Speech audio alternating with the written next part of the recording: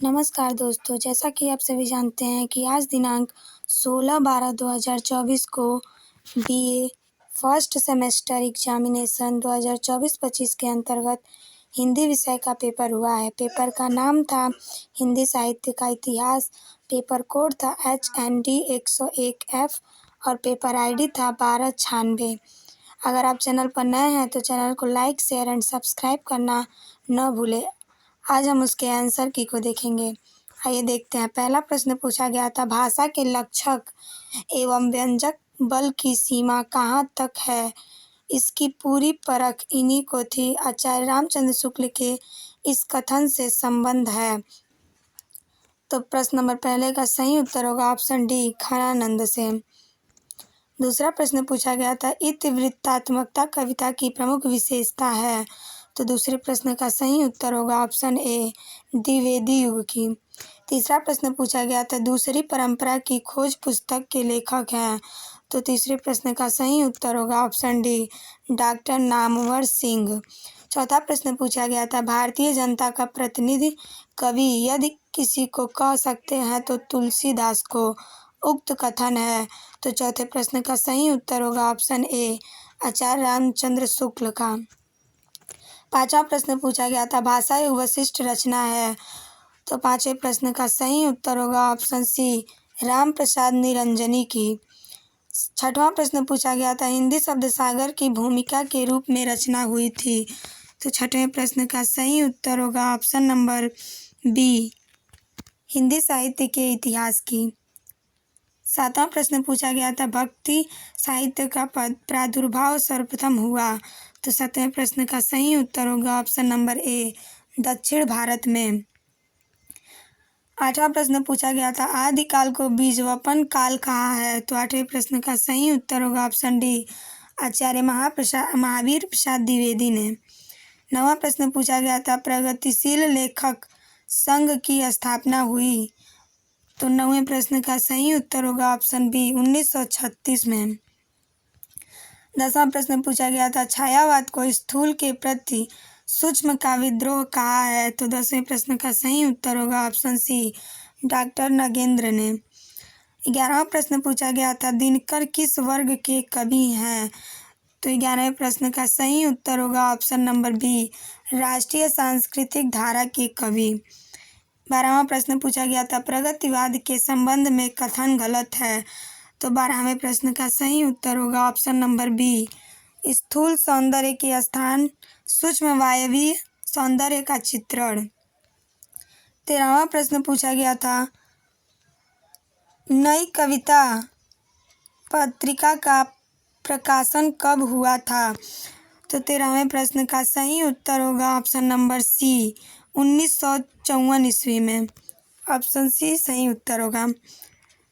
14वां प्रश्न पूछा गया था, रीतिकाल को श्रृंगार काल कहा है। तो 14वें प्रश्न का सही उत्तर होगा option number C, Vishwanath Prasad Mishra ने। 15वां प्रश्न पूछा गया था, रीतिकाल में आचार्य कवि कहा गया है। तो 15वें प्रश्न का सही उत्तर होगा ऑप्शन नंबर बी, रीतिबद्ध कवियों को। 16वां प्रश्न पूछा गया था, खड़ी बोली हिंदी का प्रथम महाकाव्य है। तो 16वें प्रश्न का सही उत्तर होगा ऑप्शन नंबर बी, प्रिय प्रवास। 17वां प्रश्न पूछा गया था, सिद्धों का संबंध है। तो 17वें प्रश्न का सही उत्तर होगा ऑप्शन नंबर ए, बौद्ध मत से। 18वां प्रश्न पूछा गया था, अर्धकथानक आत्मकथा के लेखक हैं। तो 18वें प्रश्न का सही उत्तर होगा ऑप्शन नंबर सी, बनारसी दास जैन। 19वां प्रश्न पूछा गया था, आवारा मसीहा के लेखक हैं। तो 19वें प्रश्न का सही उत्तर होगा option number A, Vishnu Prabhakar. 20वां प्रश्न पूछा गया था, सिद्ध साहित्य में सिद्धों की संख्या मानी गई है। तो 20वें प्रश्न का सही उत्तर होगा ऑप्शन नंबर सी, 84। 21वां प्रश्न पूछा गया था, दोहा कोश रचना है। तो 21वें प्रश्न का सही उत्तर होगा ऑप्शन नंबर बी, सरहपा का। 22वां प्रश्न पूछा गया था, जायसी किस परंपरा के कवि हैं। तो 22वें प्रश्न का सही उत्तर होगा ऑप्शन नंबर सी, प्रेमाख्यानक परंपरा। 23वां प्रश्न पूछा गया था, भक्ति काल के किस कवि का ब्रज और अवध दोनों पर समान अधिकार था? तो 23वें प्रश्न का सही उत्तर होगा ऑप्शन नंबर बी, तुलसीदास। 24वां प्रश्न पूछा गया था, अष्टछाप की स्थापना की है? तो इस प्रश्न का सही उत्तर होगा ऑप्शन नंबर ए, वल्लभाचार्य ने और उनके पुत्र गोसाई विठल नाथ ने। 25वां प्रश्न पूछा गया था, इस्तवार द ला लिटरेतुर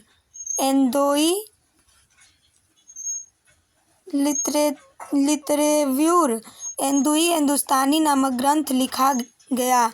तो 25वें प्रश्न का सही उत्तर होगा ऑप्शन नंबर सी, फ्रेंच भाषा में। 26वां प्रश्न पूछा गया था, रीति सिद्ध कवि के रूप में प्रसिद्ध है? तो 26वें प्रश्न का सही उत्तर होगा ऑप्शन नंबर बी, बिहारी। 27वां प्रश्न पूछा गया था, रीति मुक्त काव्यधारा के अंतर्गत आने वाले कवि हैं? तो 27वें प्रश्न का सही उत्तर होगा ऑप्शन नंबर ए, घनानंद। 28वां प्रश्न पूछा गया था, ब्रह्म समाज के संस्थापक थे? तो इस प्रश्न का सही उत्तर होगा ऑप्शन डी, राजा राम मोहन राय। 29वां प्रश्न पूछा गया था, राजा शिव प्रसाद सितारे हिंद की भाषा का स्वरूप है? तो 29वें प्रश्न का सही उत्तर होगा ऑप्शन नंबर डी, अवधी। 30वां प्रश्न पूछा गया था, कवि वचन सुधा के संपादक थे? तो 30वें प्रश्न का सही उत्तर होगा 29वां प्रश्न का सही उत्तर होगा ऑप्शन नंबर बी, अरबी फारसी के शब्दों से युक्त। 29वां प्रश्न पूछा गया था, राजा शिव प्रसाद सितारे हिंदी की भाषा का स्वरूप है? तो 29वें प्रश्न का सही उत्तर होगा ऑप्शन बी, अरबी फारसी के शब्दों से युक्त। 30वां प्रश्न पूछा गया था, कवि वचन सुधा के संपादक थे? तो 30वें प्रश्न का सही उत्तर होगा option number B, Bharatendu Harishchandra. 31वां प्रश्न पूछा गया था, नासिकेतोपाख्यान के लेखक हैं? तो 31वें प्रश्न का सही उत्तर होगा ऑप्शन बी। 31वां प्रश्न पूछा गया था, नासिकेतोपाख्यान के लेखक हैं? तो इस प्रश्न का सही उत्तर होगा ऑप्शन नंबर ए, सदल मिश्र। 32वां प्रश्न पूछा गया था, रानी केतकी की कहानी के लेखक हैं? तो 32वां प्रश्न का सही उत्तर होगा ऑप्शन नंबर बी, इंसा अल्लाह खां। 33वां प्रश्न आप लोगों से पूछा गया था, द्विवेदी युग के प्रतिनिधि कवि हैं? द्विवेदी युग के PDF थोड़ा धुंधला गया। द्विवेदी युग के प्रतिनिधि कवि हैं? तो 32वें प्रश्न का सही उत्तर होगा ऑप्शन नंबर बी, आचार्य रामचंद्र शुक्ल। 33वां प्रश्न पूछा गया था, द्विवेदी युग के प्रतिनिधि कवि हैं? तो 33वें प्रश्न का सही उत्तर होगा ऑप्शन नंबर ए, मैथिली शरण गुप्त। 34वां प्रश्न पूछा गया था, उस समय जैसे गाथा कहने से प्राकृत का बोध होता था, वैसे ही दोहा या ईहा कहने से अपभ्रंश या प्रचलित काव्य भाषा का पद्य समझा जाता था। कथन किसका है? तो 34वें प्रश्न का सही उत्तर होगा ऑप्शन नंबर सी, आचार्य रामचंद्र शुक्ल का। 35वां प्रश्न पूछा गया था, लेकिन जोर देकर कहना चाहता हूँ कि अगर इस्लाम न आया होता तो भी इस साहित्य का 12 आना वैसा ही होता जैसे आज है। भक्ति काव्य के संदर्भ में उपर्युक्त कथन किसका है?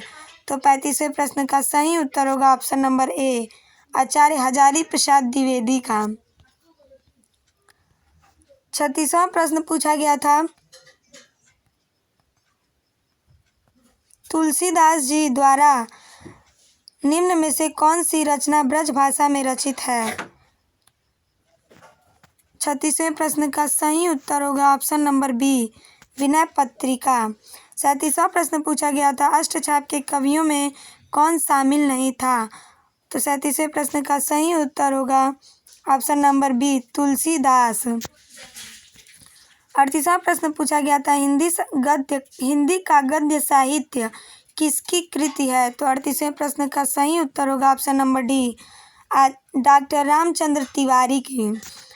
39वां प्रश्न पूछा गया था, मेरी जीवन यात्रा आत्मकथा किसकी है?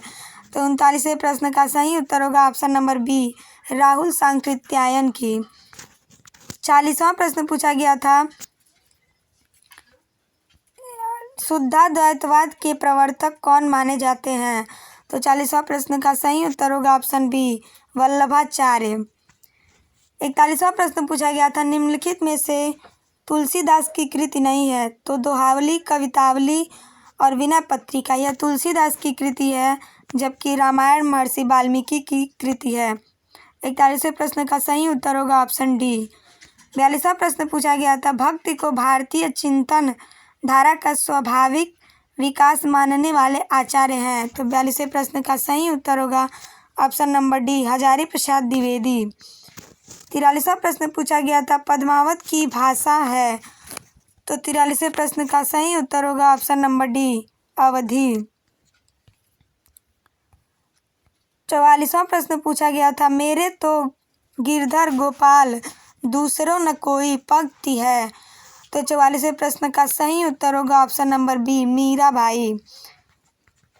45वां प्रश्न पूछा गया था, रीति काल में वीर काव्य लिखने के लिए सर्वाधिक प्रसिद्धि मिली। तो 45वें प्रश्न का सही उत्तर होगा option number B, Bhushan ji को। 46वां प्रश्न पूछा गया था, निम्नलिखित में से कौन फोर्ट विलियम कॉलेज में भाषा अध्यापन का कार्य कर रहे थे? तो 46वें प्रश्न का सही उत्तर होगा ऑप्शन नंबर सी, लल्लू लाल।